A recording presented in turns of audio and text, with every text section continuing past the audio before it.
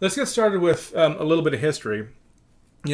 Selenium testing and browser testing is something that's been going on for a good amount of time. And when it comes to maturity, it's actually, I would say, a fairly mature kind of a scenario. And so, really, what the question is, what brought someone like me to quit a good job with a good company to try and build out something like this.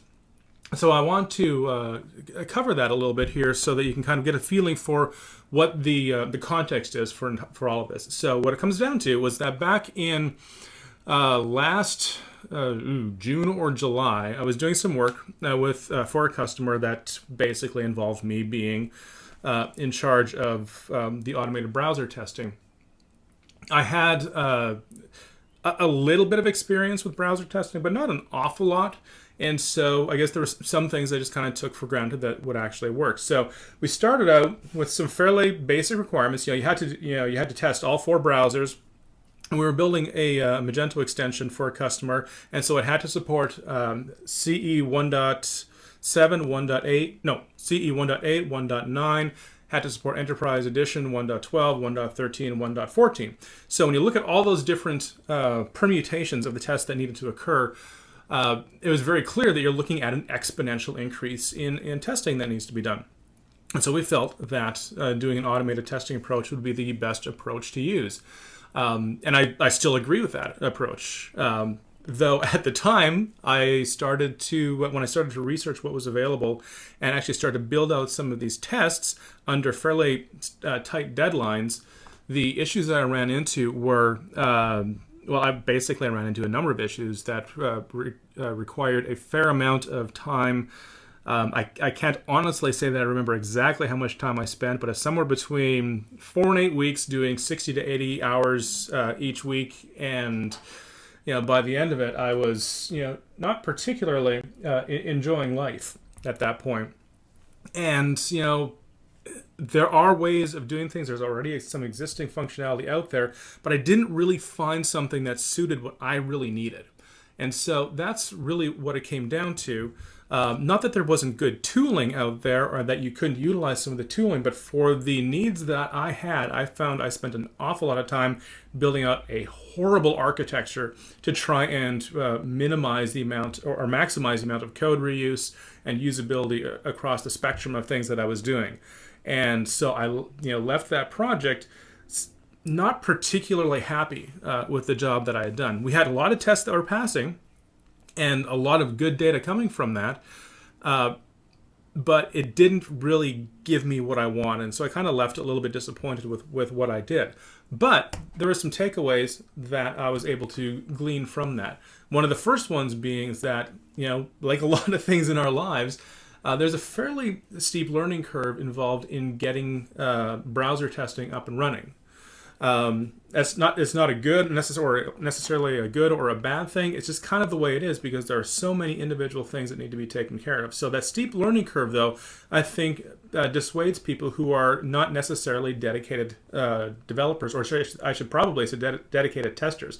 People who do this testing all the time, this is natural for them. And for myself now, I could probably take any one of those different tools that I found earlier on and really do what I needed to do. But I didn't have that at that time, and so that was a big barrier for me. So another takeaway was that anytime you have any level of complexity in test scenarios, they oftentimes will actually require as much development time as the actual feature that you're testing. And so that's another thing that's a bit of a barrier.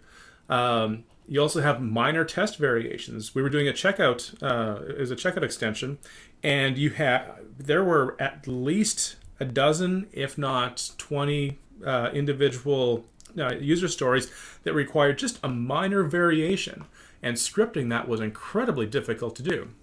And then you had theme differences. So, for example, there are between 1.8, Enterprise 1.12, and Enterprise 1.13, there are just some minor things in the themes that are very difficult to do consistently across them. So I had a whole bunch of if-else statements. If I'm in 1.8, do this. If I'm in Enterprise 1.12, do this. And that was actually a fairly big issue to overcome. Not because it was that hard to solve, but because it was these little stupid little issues that kept on popping up. It was like whack-a-mole. You stop, you hit one, and then another one pops up. And again, not a big issue, but when you're dealing with that kind of stuff and some level of unpredictability, which is some of the things that I was dealing with, that adds up to a lot of time being spent chasing down these whack-a-moles. And so those were a number of the takeaways that we had.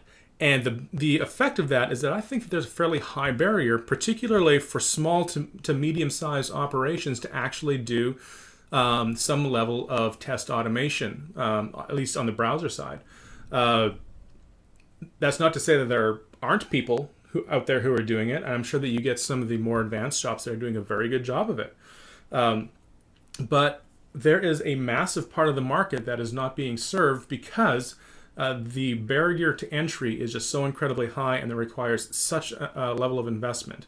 And so, just some basic survey stuff that I've done is that somewhere between 80 to 90% of Magento developers have none or next to no automated browser testing. And that's not to say that they don't want to. It's just they don't have the time to manage it properly. And so every time I've done this talk with individual developers out there, I see a lot of nodding heads. They want to be able to do this stuff, but the amount of effort or the amount of cost or the amount of commitment that it requires is just too much for them to do.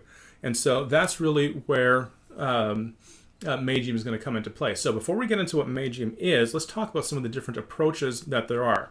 The first one is what I call click and run. Selenium IDE is one example. Ghost Inspector, which is a combination of browser testing and performance monitoring, kind of a neat little thing that they're doing there too. That's kind of your basic approach, and this is the approach that most people start with. You load up Firefox, you get the Selenium IDE going, you start recording scenarios, and then you click save and you can rerun it. And that's fine for some very basic test scenarios. If you're just wanting to see, does a category navigation work in a certain way, and so on and so forth. But you run into limitations fairly quickly. You do have clicks, keystrokes, and moves that are recorded, but the page behavior is not. In other words, it's difficult to be able to script this stuff in a predictable fashion for most individuals.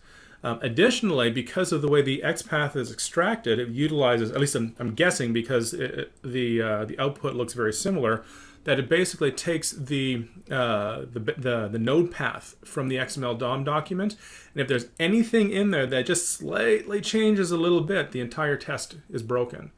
And you see a lot of a lack of code reuse because it's very difficult to do in the click and run approach, which leads us to the developer-centric approach, which is arguably the most mature of the two solutions. Most of the time based off of WebDriver, though there are definitely going to be other third-party ones, but the ones that particularly open source products or projects are going to be using is going to be WebDriver-based, in particular Selenium and Selenium Server. There's a big benefit. You get a high level of control. You can control almost everything that the browser does. With a couple of minor exceptions that I've run into that I've had to work around, you can pretend like you're a user and do very complex, very precise testing. But it kind of has the same, there's a big problem with it in that there's a fairly hefty learning curve because there is a lot of functionality in there. It's not just, okay, do I get an element here? Am I clicking here or something like that? But how are you actually getting that information, and how do you know what is the XPath? What is the ID? What is the CSS selector that's going to use? Is it going to work in the future? Is it not? And so there's a lot of items that you need to take into account when you're dealing with that learning curve in there. And the other side of it is something that's not the fault of Selenium whatsoever. They're basically building an API that you're calling to, but because of that, there's no underlying architecture. And so if you're building your tests, just kind of getting used to it, your tests are going to look an awful lot like the click-based tests. And one of the things you can also do too is you can build it in a Selenium IDE, paste it into a WebDriver, which gives you more direct control over the functionality, but you're still doing that copy and paste design in scare quotes. And designing your own architecture to handle that is something that's fairly time consuming. So it's good, but I consider it one layer of the architecture that's going to be most useful for people. So the question then is looking at these different things, how is Magium different? And in truth, it's not actually different. What it is, it's a layer, it's a component that gets you from being able to build a test and have it run in a browser. In between there's going to be multiple layers. You're going to have the browser layer, you're going to have the Selenium server layer, you're going to have the WebDriver layer. Magium is just simply a layer in between. And it's really intended to be, if you really boil it down to it, it's just basically a glorified batch processing feature. But it does so utilizing things like dependency injection and making some intelligent guesses for you and a couple of other things like that. Another thing that I think that makes Magium maybe a little bit different is that it's intended to be almost immediately useful, meaning that you can unwrap it and within a fairly minimal amount of time create a useful test case. I've worked with I've looked at a couple of different scenarios with some of the existing tools out there, and I could kind of get them to run. Sometimes they wouldn't, and where to start debugging them was just a mystery. And so when I'm looking at the architecture that I've chosen for Magium, a lot of it comes down to being able to start with tests that are simple and grow into your needed functionality without having to take a massive investment up front. And so because I think that's one of the big barriers, because it's not desired, people want to do this stuff. I wanted to be able to give you a starting point that's fairly easy to start from. In addition, it's really designed to follow the flow of a user story. A user story would be something along the lines of, Maggie logs into the website, browses to the jewelry category, finds the bracelets, the first bracelet on the page, and clicks add to cart. The type of structure that I've chosen with Magium allows the flow of the test to actually follow the flow of the user story as well, and I think that helps it helps some of the meaning get conveyed. Just 1 second. Let me allow some people back into here. I just got a couple of notifications of people trying to get in, so just give me 1 second and let them in. Okay. And one of the things that I think is also very different about Magium is that it's built from the ground up to be very IDE friendly. Because one of the things that I found when I was looking at the different features or the different libraries out there was that there was some level of inherent knowledge you needed in order to make it work. And so what I did from the beginning was I wanted the components to be discoverable. And I'll show you how that's done in a second here.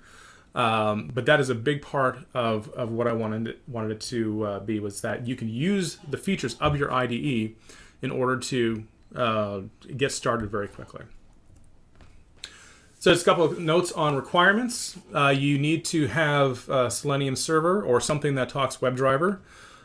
Chrome driver is not necessarily a requirement, but it is the default capability for Selenium server. I've tried porting this over to IE, but there's an issue with IE in that it doesn't, I think if I remember this correctly, it doesn't have the native XPath support, and so they have to bake it in using a JavaScript library, and the JavaScript library doesn't do a terribly good job of conforming to patterns. So the intention is there, but I'm not entirely sure how quickly IE support is going to be there. I've also done a lot of testing with Phantom.js, and actually if you go to the Magium Lib website, if I let's see if I can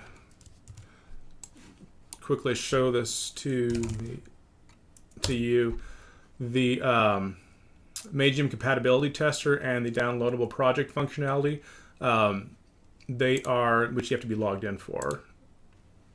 Let's see if I can quickly. If you do this, like this Magento functionality, where you enter in some basic functionality here and then you run a test, that's all actually being run on Phantom. So Phantom seems to work pretty well. Also requires PHP unit to be started and to be used, and supports Magento CE 1.8, 1.9, Enterprise 1.12, 1.13, and 1.14, which, as a as a surprising piece of data, was also the requirements of the module that I had to build or take part of back in summer. And yeah, again, a lot of this is based off of what I needed for it to work. I'm following that same pattern here because I don't think that I'm going to be unique in that regards. Magento 2 support is also being worked on.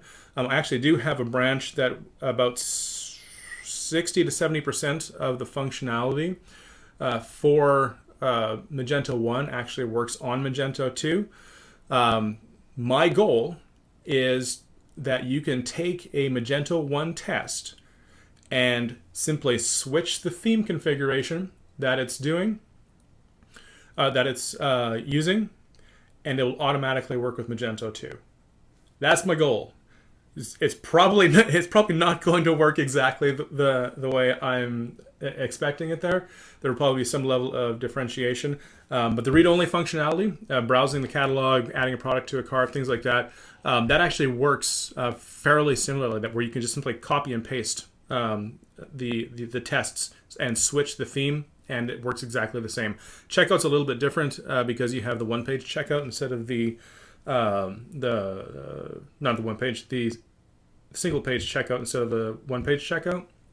And so there's a difference in process that needs to be taken into account. But if you are utilizing the components kind of in their batch form as is intended, it is actually quite feasible that the checkout component is actually going to work exactly the same way as well. You just say, hey, I want to guest checkout, get a guest checkout object, and it'll just work, whether it's 1.8, Enterprise 1.14, or Magento 2. That's the goal, and I think it's doable. So with that in mind, let's take a look at some coding here. We've got, I guess, about 30 minutes or so. We'll take a look at how this works. So when we're thinking about doing some coding in Magium, there's a couple of things that we need to be aware of. The individual components are split up individually, and each of these different components has some level of unique functionality. So, for example, a theme. A theme is basically an object that represents your Magento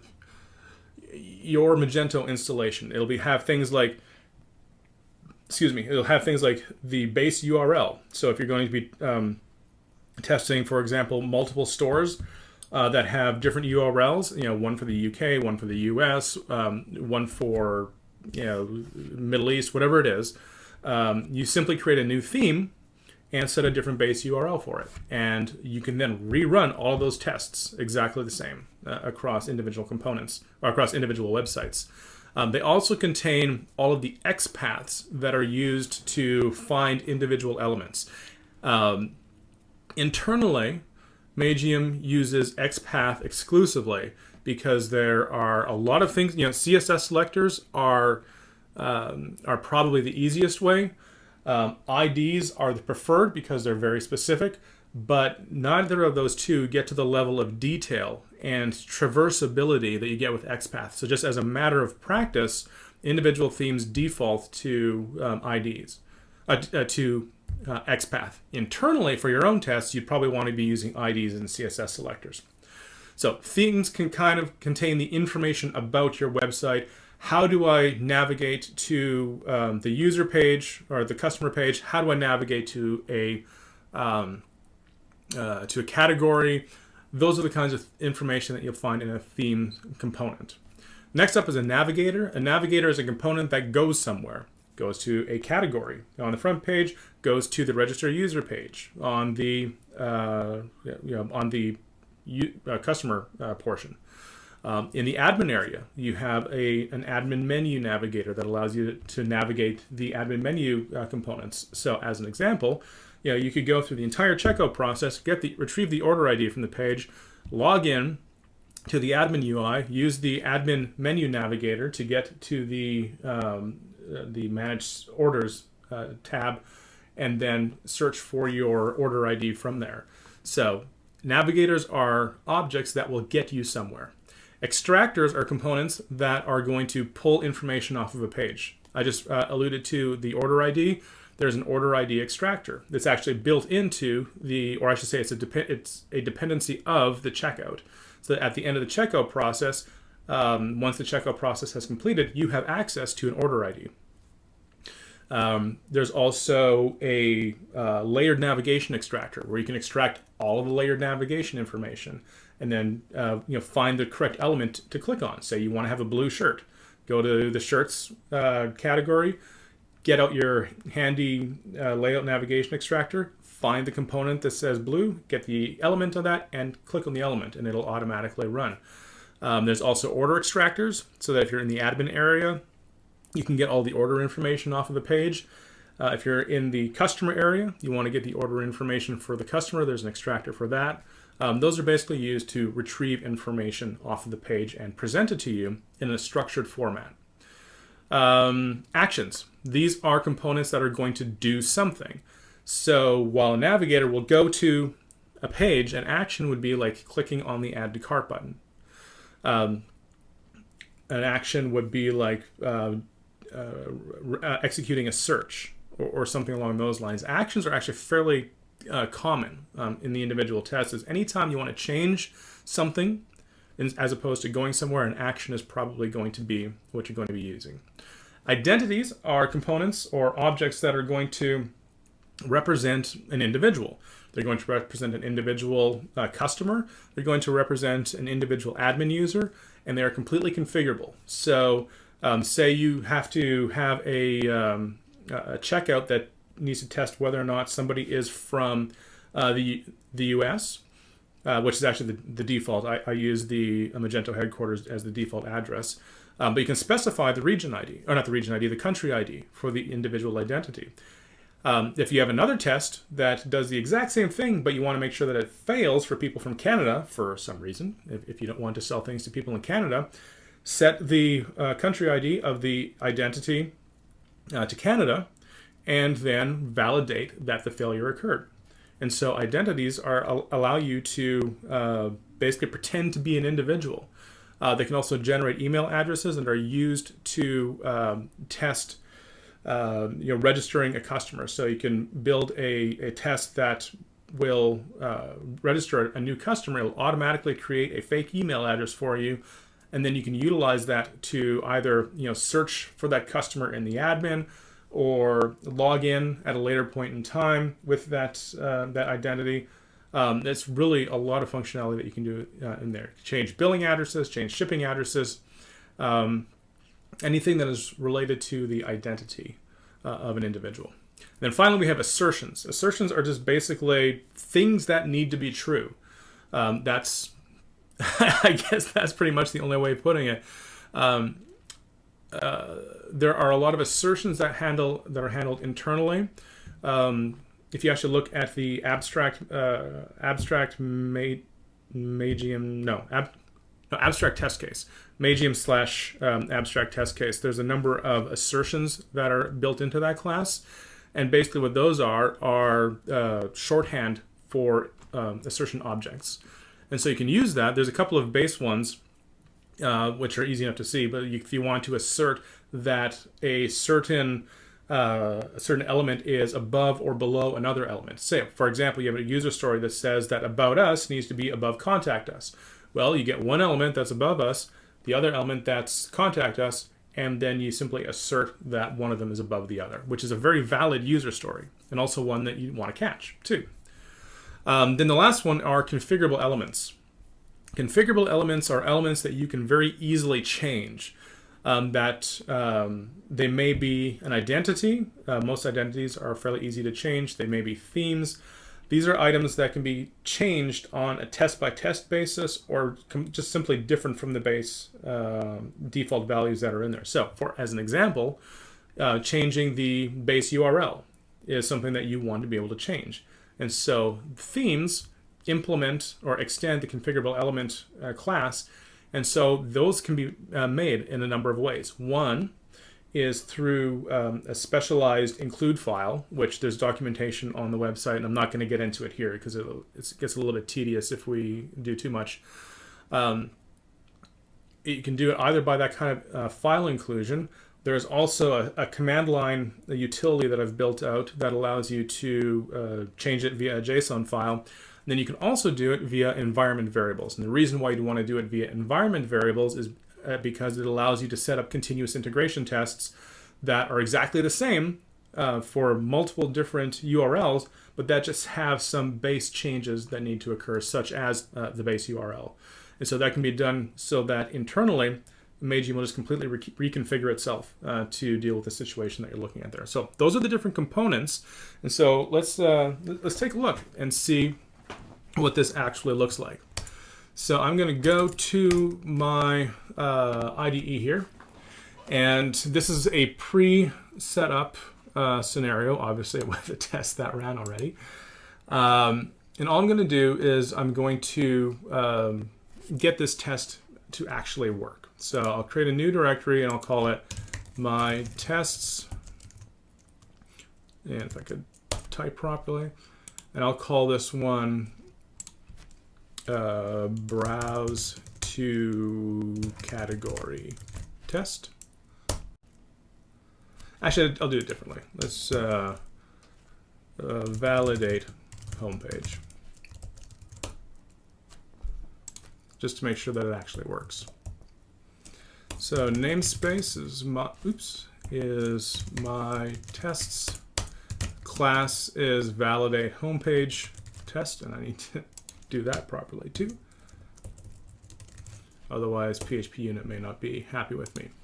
Now we're going to have it extend. Oh, before we go too far, if you look in the composer.json file, you'll note that I just included the or required Magium Magento, and basically anything below version 2, which I'm not quite at a version 1 release yet, but you just do a composer require, and then it'll automatically include a whole raft of things.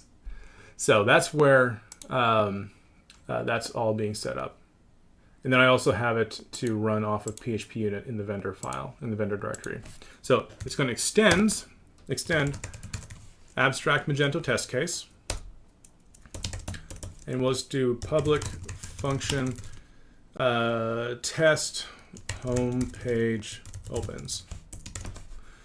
And so the way we do that is we first call the open command. And then, like I said, a lot of the information about the individual implementation is going to be stored in a theme. So I go to this, get theme, get base URL. And that's all we'll do for this test. So I'll run it. And you'll see that it's actually going to fail because the default is, that should have not, that should, oh, all right, let's, okay, we'll add something else in here. This get navigator, and we'll do default simple product category. This one will fail. Because technically this one did, I mean, I could do another thing, this assert title contains Madison would be another way of doing it, but I'm going to be using this anyways. Sorry, I probably went a little bit too fast there. All right, now we'll run it.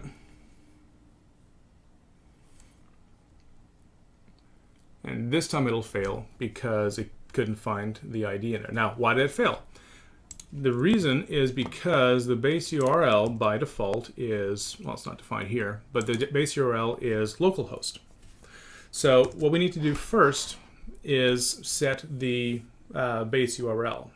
And so we use the vendor bin Magium, I'm on Windows here, so magium.bat, we have this command line tool that we can set. We have one here called Magento base URL. So we'll do Magento Oh, before I do that, I need to init it. And now if we look here, we should see a magium.json file right there. Oops, no breakpoint. Now that that is set up, we're going to do a Magento base URL, HTTP magento19.loc, which is one of my local test scenarios. And so it wrote that value into the JSON file. And if we wanted to, we could take a look at that.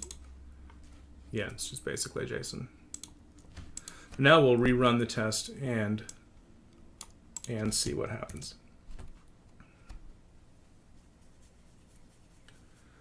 We see now that it's going to the individual site. Now, I don't know that I can quickly get to it, but you can. This can be this value in magium.json is overridden by environment variables. So the precedence is configuration inclusion file, which I won't show you here, but it's kind of I just won't show it to you yet. The inclusion file, magium.json environment variables. And so this can be overridden utilizing the environment variables. And the reason why environment variables override Magium is, again, so that you can easily implement it in a CI environment, in a continuous integration environment. All right, so that's basically it. We've navigated, we can navigate quite easily to what we call the default simple product category, which is based off of the default sample data. That's how we get that there. But how do we do that? Now, you'll notice here that, getting the theme, getting the base URL made a lot of sense. But how did I know to figure out to get to the default simple product category? Well, I know I'm going to be navigating, so I do this, get navigator. And every navigator, every identity, every action has a constant defined in it. So this is where I'm talking about being very friendly with an IDE. So what I'm doing here then, I know that I'm going to a category page, and I know that I'm going to a simple category, product category page. I can go through my list of autocomplete, and I see that I have the default simple product category page that I want to go to.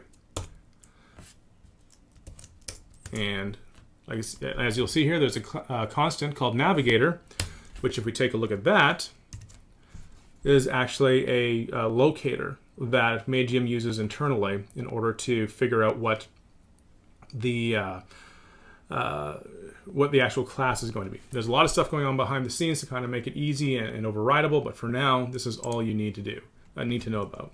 And navigators will tend to have a method called navigate_to. Now, you're looking at this and you're thinking, okay, this is kind of neat. It goes to a default category. How does it know what category it needs to go to? Well, that's actually fairly simple. If we go to the navigate_to here, we see this get navigation path to simple product category. We look over here and we see that it's actually part of a theme that's been injected into the class. If we take a look at that, we can go over here, we go over here, it comes up to here, which bounces around. But the thing that we need to get to is in the theme configuration file for Magento CE 1.9, which is the base theme class. Look in here, we have a whole bunch of individual values.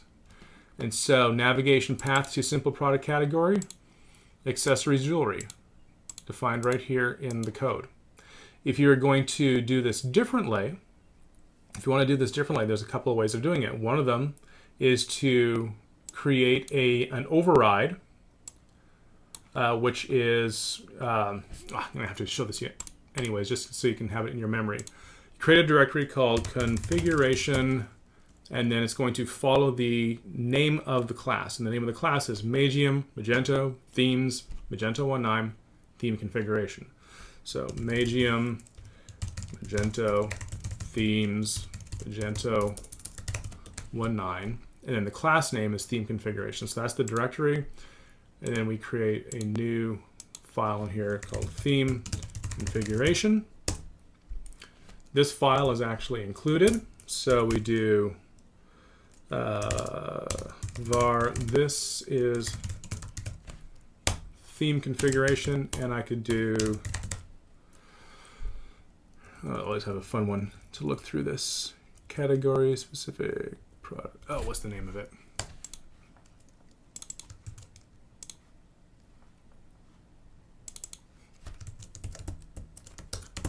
And I could do men shirts or something like that. That's one option. Another option is to utilize the CLI, and I'm not going to do it here. I just want to show you that it's available. There's a couple of different options that you have on the CLI. If you take a look at element list, what that's going to do is it's going to list all the configurable elements in your code base. And so we see we have payment information, admin, customer, theme for the admin, Magento 1.9 theme configuration. Now what I can do with this is I've found my class that I want to take a look at. And there's another, element get. And, oh, did I do this wrong? Oh no, I didn't. No. Oh, it looks like there's something I need to fix here. But you can see all the different values that are in the, it's array to string conversion. All these different values that are in there. And so you can see what those different options are. So that's one option that you do have in there. Again, I don't want to get too far into that because that's going to end up being a little bit confusing right off the start. But if you need to change this, that's how you do it. And you can do this for multiple individual themes. So if you have your own test scenarios that you're building for, that's going to have different categories, all you do is extend whichever Magento theme you're going to be looking at. And we have, you can see, you kind of figure out which ones they are. You have the admin theme, which doesn't really change between those ones. 1.8, 1.9, EE 112, 113, 114. Extend the right theme and make the changes in your individual class and switch the theme, and you're pretty much done at that point. If that sounds a little bit confusing, let me quickly show you some code just so that you have some bearing on it before we move on. If we take a look at the Enterprise 1.14 functionality, this is basically what it does. In the setup, the test itself is set up, then we call switch theme configuration, which takes the full class name of your theme configuration. At this point, this test, which extends the Magento, the base test, is completely reconfiguring itself to utilize the Enterprise 1.14 theme. And so if you have your own scenario that needs to have some configurations, different XPaths, different categories, things like that, that's pretty much how you change things up like that. All right, that gets you set up. That gets you able to execute the functionality. That gives you the some of the basic view into how do you find the functionality that you're looking for. So let's take this and let's go and do a full checkout. So this takes us first to open the page. Then we get the default simple product category navigator. That gets us to the category. Now what we're going to want to do is we're going to want the individual product. And again, we're navigating to a product. There's a way to get it to add to a product from the category page. It's actually built into here, but we're going to stick with navigators here for now. And we're looking for a simple product, not a configurable product. So we'll do simple product. You see default simple product. Get our navigator. Navigate to. That'll get us to the product page. Which product page is it? Well, let's go here. Get simple product name. This, we see the default simple product name as part of the theme, which is again completely configurable. And if we go to the 1.9 theme configuration, you see the default simple product name is the Blue Horizons bracelets. The double curly brackets are for translation. So what you can basically do is copy and paste your translation files and register them with Magium, and you can utilize your Magento translation files automatically with the setup. So that's how we know which product name it is. Now what we can do is we can always just do a basic navigation. There's be this get navigator navigate to and do accessories jewelry. Basically does the same thing. There's a default navigator called the base menu navigator, which is what the product category navigator utilizes. So now we're on that page, we want to add to cart. Adding to cart involves changing something. So we need to get an action. Add simple product to cart. Pops up right there. Now I sometimes forget what the actual command is, so then I just do my Control B into here, figure out what the method is, and it's execute. But you'll also see that you can do requirements as well, or quantities as well as part of the add to cart functionality. So we'll go in there. It has a method called execute, and now that product has been added to the cart. So now that we've added the product to the cart, we want to do a full checkout. Checkout changes things, and we're going to do a guest checkout. Again, it just pops up, and we run execute on that. And now, hopefully this works. This is always a fun thing to watch. We'll rerun it and see what happens. Oh, and my mouse went over it. Sorry. Adds to cart, proceeds to the checkout, enters in the information. Oh, I missed something. Let me see it right here. Payment method was not set. So it says, in your test case, make sure to call this set payment method. I always do this every time. This set payment method, and we'll do cash on delivery. Just because that one I always have on. Rerun it again.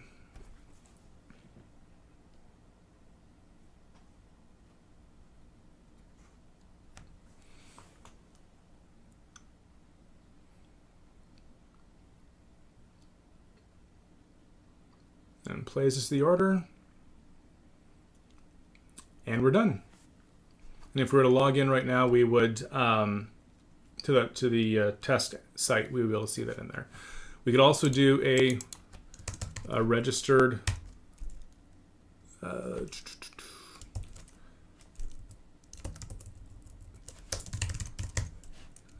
customer checkout.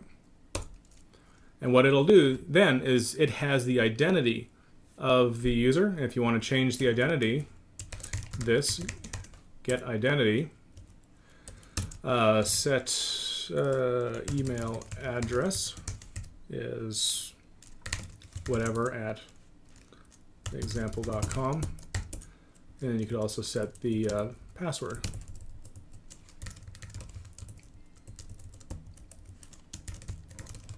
And now you're doing the customer checkout. You can also, and this is the kind of part of it, the fun part of all this stuff, you can go and you can say, I want to guest checkout, customer, where's my other, register new customer checkout. And then we can get email equals this, get identity, get email address.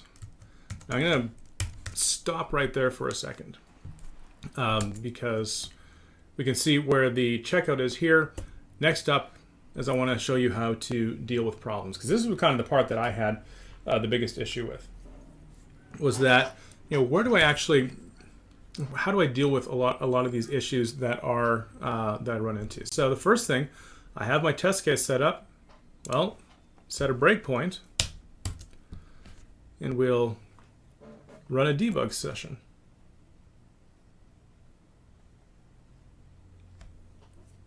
Of course, I haven't tried this one now, so we'll see if it actually breaks. No, add a password, got the email address, continue, cash on delivery, and place order, and then it should break. There we go. And I get the email address from the identity, and you can see the email address that was actually created in there. Everything exists here inside of a dependency injection container. And what that means is that if it is used once, unless you, well, basically if it is used anywhere, you're going to be returning the same instance of that object, which gives you a tremendous amount of flexibility to do customizations with very little amounts of code, as we saw here. Again, we could go through this, and we could also get the order ID, which is this get extractor. This is so much fun. Order ID extractor get order ID.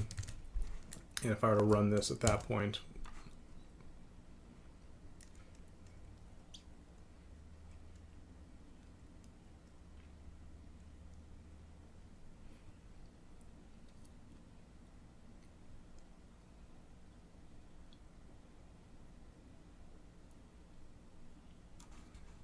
and hope I don't break anything. Order ID, we get the order ID from the pulled directly off of the page right there.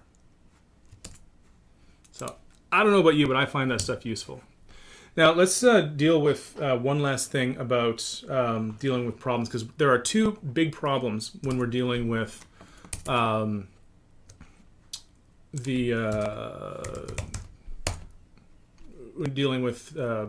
building these kinds of tests. The first one is category navigation. How do you deal with figuring out what the category navigation is? And there's not really much that you can actually do to make it easy. What it really comes down to is having to put your thinking cap on and finding two items, which we will usually use the console for. So, for example, we want to find the eyewear. So we could just do something along the lines of anything where the text equals eyewear. And we see that we have a couple of items that pop up. Now, what I'll do oftentimes is, as I'm going through a debug, particularly with the navigation, I'll do something like this navigator here. And we go to this navigation functionality. It's the base navigator. And let me run the debug session again. So we see that we have our paths, accessories, and jewelry. Then I look and I see, what is this X path that's being defined here? Take that, I'll copy it, and then I'll go into my test browser that's actually running and just paste it in there and see what the value is that I'm actually getting. And then I might make some changes and say, oh, hey, I don't want necessarily this. I might want to get something below that. And go, oh, hey, then kind of move it around like that. But utilizing the base functionality that's there right now, and then kind of work through that. This is probably one of the hardest parts to get right. So there's a couple of different options that you have available to you. One, which is probably the easiest, and I'm just going to put this one up here because it's probably a good place to get started with. Rather than necessarily utilizing the default product navigators, there's a navigator, get navigator, and it's called link sequence navigator. And what it'll do is, it will try and figure out the best link pattern to the best series of links that follow the pattern that you put in there. It's a good thing. It's a good one to get started on. If you're utilizing the base themes in Magento, and you're not changing the menu layout, these XPaths should work. If you're using a third party or some kind of a customization, then you either will need to override the default base menu navigator by setting a preference, which is very easy to do. You do right in your test or in some other place, set type preference and whatever it is to whatever it's going to be. And actually it would be, in this case, it would be Magium Magento Navigators base menu. Then that would allow your navigator to take preference over the base menu navigator. So this is one item that you can use, is the link sequence navigator. Another option that you have is actually built into the CLI tool, where we have, it's the extract navigation path. And I need to have the URL, which is http magento19.loc, and the category that you want to do, which would be accessories/jewelry. And it'll actually run a test that's going to try and find the a suitable solution. And the result is what we get down here, which you would then copy and paste into your theme configuration file. Still a little bit of work needs to be done on this. I think that this could be made more accurately, but it's still, this will do its best to try and find the best path in there. So those are a couple of items that you're going to run into. There's a lot of code in here, and it's tough to figure out exactly what it is that you need to get running, but I think that this gives you a good basis on which to get started. So let me just wrap up here, and then I'll start taking any questions that you might have. So first question is, how can you help? Obviously, if you have any source code that would be useful, or if there's some functionality that you think that you would like to have, contributing it back, it would be a great way of doing it. I'm not a harsh code reviewer, and I would definitely welcome any kinds of contributions that are going to be made. Contribute user stories. If you have any user stories that are okay for you to share, please feel free to share those. That is what helps me build out new functionality in Magium and make it more useful. If there are user stories that you have that the current functionality does not provide, we'll take a look at actually building out functionality that makes it useful. Include Magium tests as part of module releases. If you are maintaining a module, include a couple of Magium tests in there so that your customers can just simply reuse what you've built. That's a big part of what I want to do here, is I want to kind of have a community as a whole be able to build out a standardized means of having these tests available for individuals. And so this allows your customers to automatically have browser tests. And then the last one, a big one, spread the word. If you see a tweet coming from Magium Lib or from my own Twitter account, just retweet it. I like getting favorites. I also like getting retweets because other people can see it then, and that definitely helps things out and helps me see what people are actually thinking about it and what I can do to make them better. If you're doing any kind of blogging, I would love to see blog posts that tell people how to do things, or things that you saw or things that can be improved upon. I think that would be a wonderful thing to see as well. And then lastly, just a little bit about where you can get information about me. You can see Twitter, where you can either get KP Schrade or Magium Lib. Both of those are run by me. There's a Facebook page, Magium Lib. eSchrade.com is my basic blog, and then magiumlib.com is the library website, where there is a lot of work going on right there. Also, too, on the Magium Lib website, I have a blog here that has a gargantuan amount of information. In fact, it's not organized very well, and I need to organize it better. There's a lot of information here that I did not cover here. So if you have any additional questions, ask or consult the blog and see if that works. And I just realized that I'm actually a minute over. So I apologize for that. But before we wrap up here, are there any questions that you might have? And I'm hoping that my recording is working, because apparently I hit a limit with Google.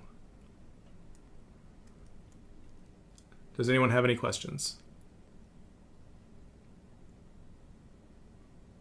Yes, I see a question in the chat from Alessandro Ronchi. And if I have mispronounced your name, feel free to slap me. I'm okay with that.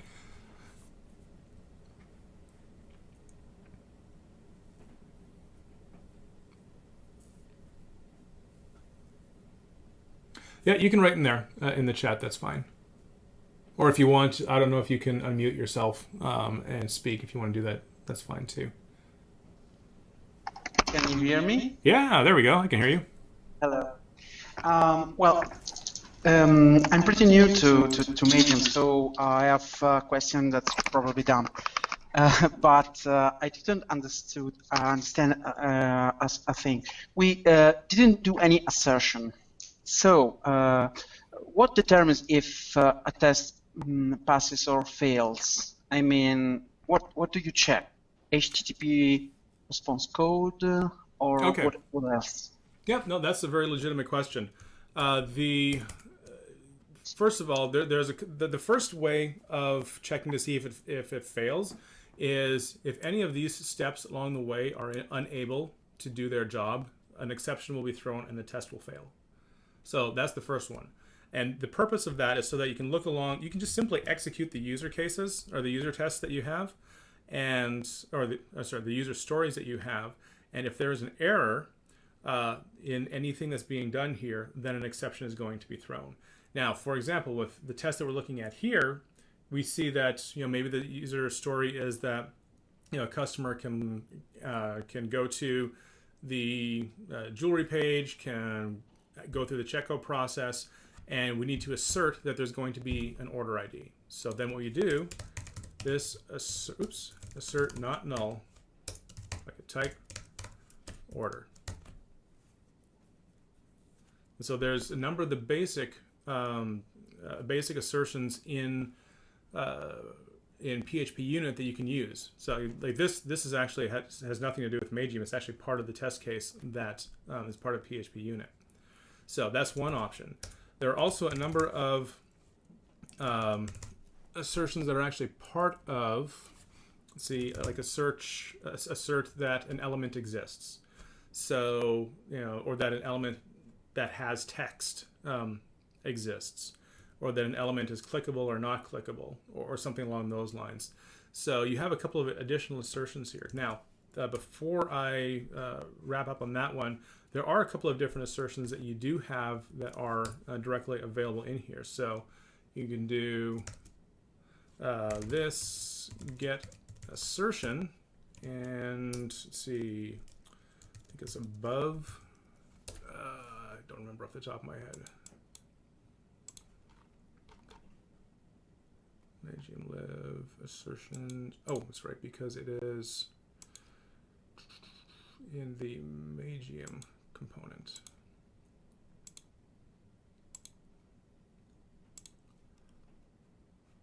All right, is below. Is below. So assertion equals that, and then you set the set below element and so on and so forth, and then you just simply do assertion assert, and it'll run the assertion at that point. So does that help answer your question? There's a couple of, like I said, there's a couple of different ways. First of all, if the test actually makes it all the way to the end, that's usually going to be a successful test run. If there are individual assertions, like needing an order ID, you can use a lot of the base assertions in PHP unit to do a lot of that stuff, as we saw with the order ID.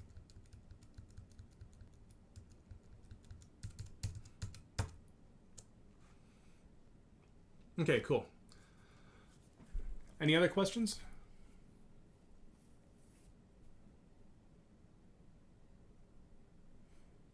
All right, Richie, you have a question? Yeah, can you hear me? I can hear you. Excellent. Can you run this against multiple store views or multiple stores? So you've got a UK store and a US store that's got slightly different config.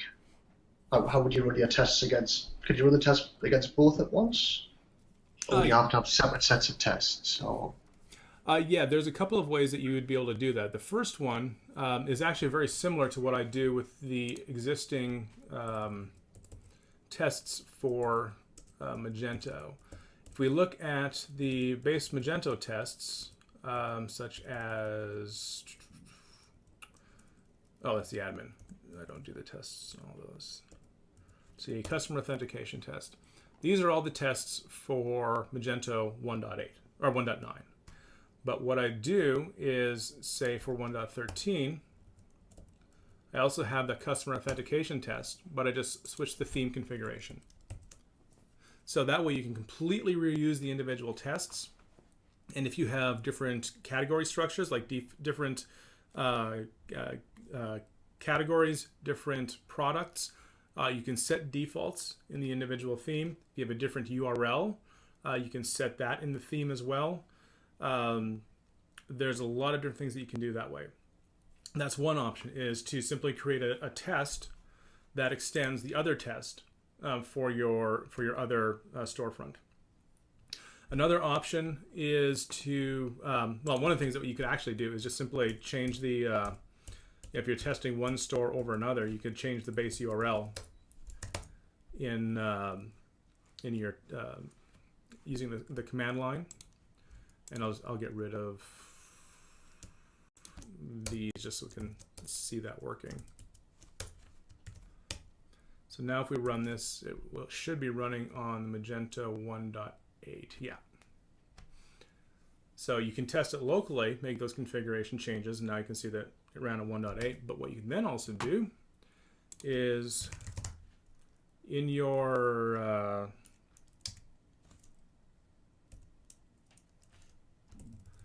CI environment, I'll just jump into this as well, just hopefully really quickly.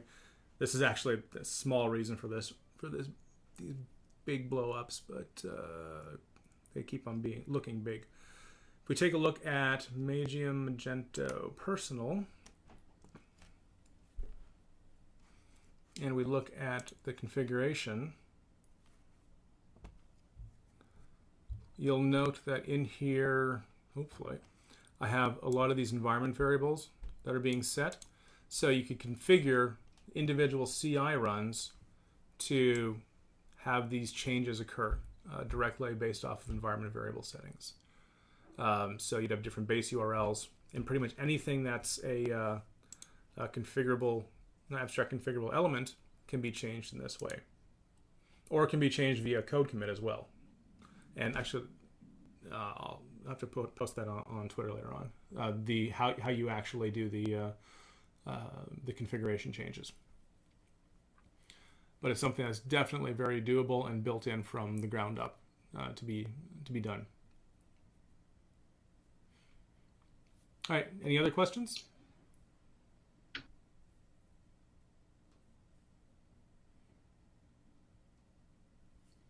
All right, thanks a bunch for your time. Make sure that you go to the magiumlib.com website, this one up here, and if you have some interest in the library itself, sign up for free updates.